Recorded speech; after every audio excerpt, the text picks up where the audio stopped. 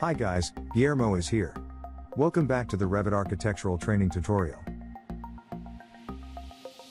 In this tutorial, I'll show you how to create structural and architectural columns, including how to control their placement, both horizontally and vertically. Let's begin.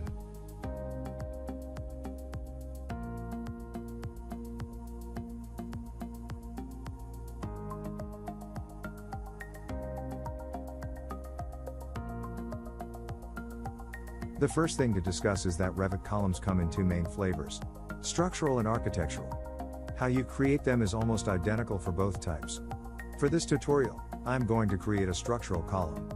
Later on, I will explain the fundamental differences between the two types.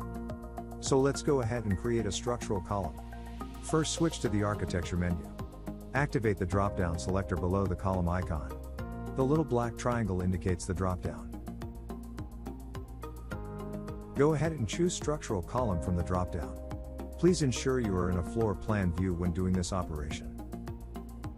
Now, before we place a column, just take a moment to examine the options bar.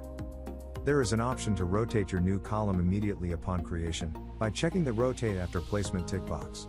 You can also toggle between creating a column which is rising towards you in a plan view, or going down, away from you in plan view, by selecting either depth or height.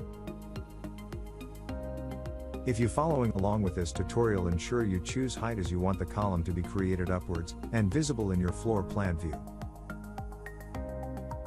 To the right of the toggle is a level selector. Use this to choose a level to constrain the top of your column. If we now look at the properties palette, we can change the column family and type by using the drop-down type selector. With a column type chosen, you can now simply click in the active floor plan view to place your column. Each click creates and places one column.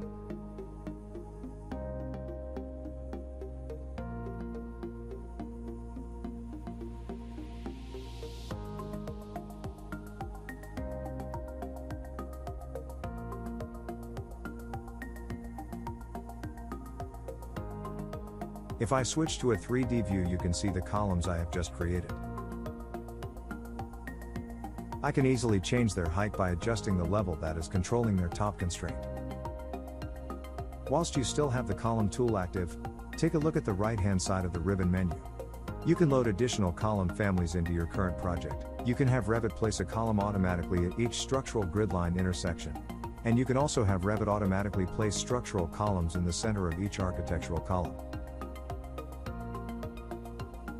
At the start of this tutorial, we said there were two fundamental types of Revit columns: structural and architectural. We have just looked at structural columns, so let's now turn our attention to the architectural type. Select Columns Architectural from the drop-down under the column icon. How you place architectural columns is the same as for structural columns.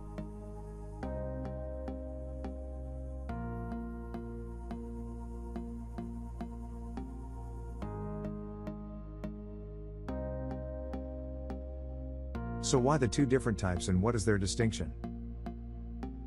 The answer lies in their type parameters. Let's firstly take a look at the type properties for a structural column.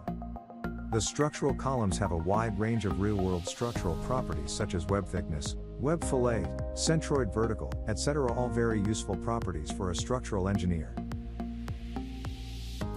Now let's look at the type properties for a typical architectural column. Notice how the type properties are much more simple. Basically, the width and depth of the column.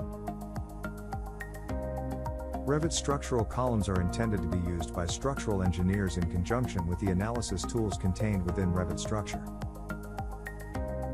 Conversely, architectural columns are intended to be used by architectural designers for coordination purposes, hence their lack of in-depth structural parameters.